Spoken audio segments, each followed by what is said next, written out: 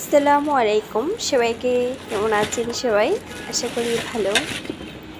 আজকে বাহির থেকে কি নাস্তা নিয়ে আসলো সেটাই আজকে আপনাদের মাঝে শেয়ার করব। দেখতে পাচ্ছেন আপনাদের ভাইয়া আপনাদের বাবিকে ভালোবেসে কি নাস্তা নিয়ে আসলো। কি রুটি কয় এটা? নান রুটি, তাই না? রুটিটা খেতে কিন্তু অনেক মজা হয়, সেটা যদি হয় খাসির পায়া বা গরুর পায়া। তো আজকে তো নিয়ে আসছি খাসির পায়া। তো রুটি কিন্তু 3 পিস নিয়ে আসলো, কারণ আমাদের পেট ছোট, মুখ ছোট, বেশি খেতে পারে না, তাই আবার অসুস্থ তাই। আর এমনি তো আমি 1.5টা রুটি খেতে পারি, তার বেশি খাওয়া যায় না, বা 2টা। দেখছেন আপনারা কি পারবেন? কেচি দিয়ে এইভাবে এক হাত দিয়ে মোবাইল ধরবেন, আরেক হাত দিয়ে কেচি দিয়ে চট করে খেতে ফেলবেন। ও লেবু রস দিয়ে নিলাম। আর দেখুন বেশি পাকনামি করতে যাইয়া আমার প্লেটের থেকে একদম জোর পড়েই যাচ্ছে। যাক, এটা কোনো ব্যাপার না, আপনাদের মাঝে তো ভিডিও করতেছি, তার জন্য তো একটুখানি তো হবেই। তো পায়াটা কিন্তু দেখতে সেই লাগতেছিল, কে কোন আপনারা? তো পায়াটা কিন্তু আমি পুরোপুরি খেতে পারি নাই, কারণ আমার বাচ্চাকে দিয়ে দিয়েছি। বললাম না আমি অসুস্থ, যতটুকু দেখতেছেন ক্যামেরাতে খাইতেছি ততটুকুই খাইছি। জাস্ট এত সুন্দর বানাইছিলেন।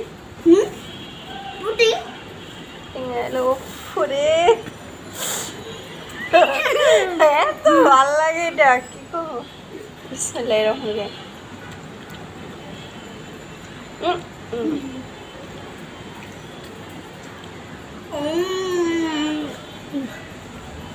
ডাবের কিসা।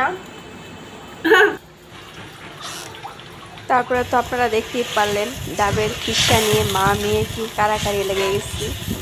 এই বয়সটা যারা শুনবেন আমি জানি তারাই হাসবেন, বলবেন যে কী অবস্থা।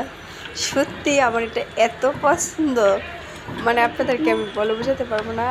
এরকমই আরেকটা আছে কি জানি, তালের বিচি বলে না ওটা, ওইটাও আমার অনেক পছন্দ। কে জানি গরুর গোস্ত রান্না করতেছে, এত ভালো গ্যারান আসতেছে। গরুর গোস্ত গ্যারান আসলে আমি পাগল হয়ে যায় খাওয়ার জন্য, মানে আমার কাছে ভীষণ আমার পছন্দ, তো তাই।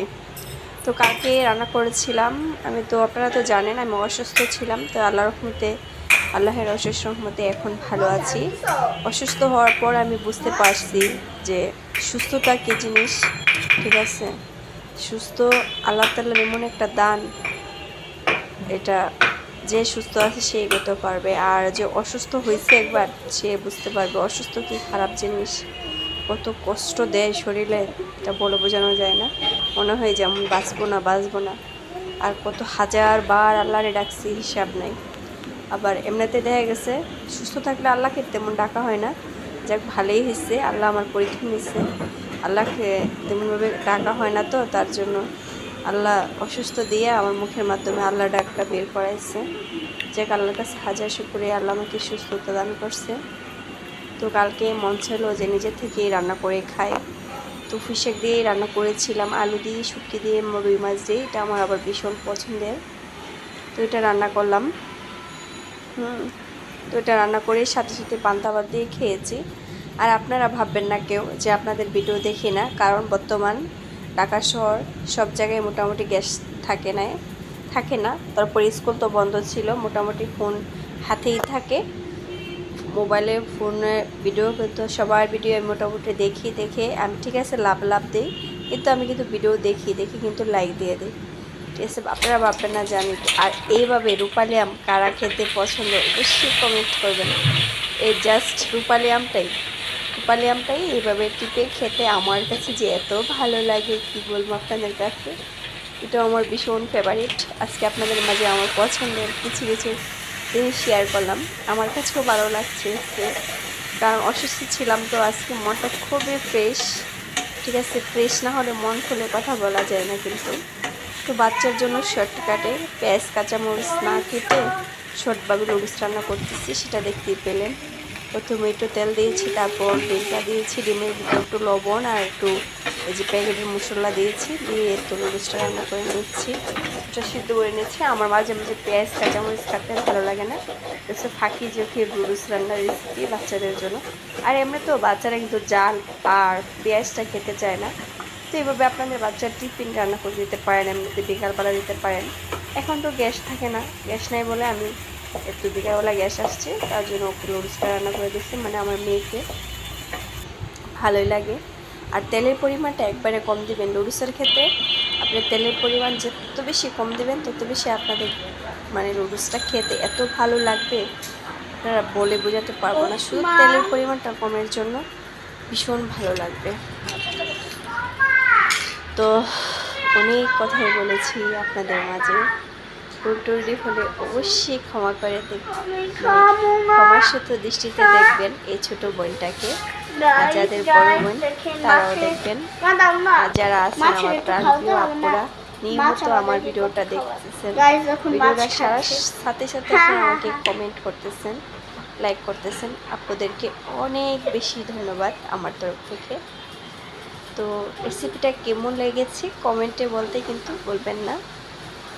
আমি জানি আজকে আমার ভিডিওর মধ্যে অনেক হাসানোর কথা আছে, মানে বলেছি আপনাদের ভীষণ ভালো লাগবে। আর জানি না আমার মেয়ে ভিডিওটা করছে না চালে সে কষ্ট পাবে, বলছে আমার জন্য এত সহযোগিতা করে আমার মেয়ে আমার জন্য ভিডিওটা বানিয়ে রেখেছি, তার জন্য আপনাদের মাঝে একটু আপলোড করে দিলাম। আচ্ছা যাক, বাচ্চার কাজ করছে, কিনে জানি বরফ বানাইছে এটা, হ্যাঁ বানায় আবার ভিডিও করছে সে নিজে। ওর কথাটাই শুনেন, আমার কথাটা শোনার দরকার নেই। তো সবাই ভালো থাকবেন, সুস্থ থাকবেন, আমাদের জন্য দোয়া করবেন। সবাইকে আল্লাহ হাফেজ, সবাইকে আসসালামু আলাইকুম। দেখে একদম খেতে মন চাচ্ছে, ভিডিও থেকেও এটা আরো বেশি সুন্দর দেখতে, তারপর এটাও ভিডিও থেকে বেশি সুন্দর দেখতে, কিন্তু এইটার কালারটা একটু বেশি। তো এইটা যারা যারা বুঝতে পারছেন কি দিয়ে বানিয়েছি সেটাই আপনারা কমেন্ট করবেন। আসসালামু আলাইকুম।